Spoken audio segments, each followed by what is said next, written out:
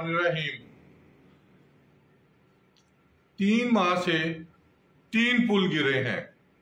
सोहा पुल, उसके बाद बाराकऊ का पुल 2 बार गिरा है, जिसमें से 10 से 20 लोग शहीद हुए हैं।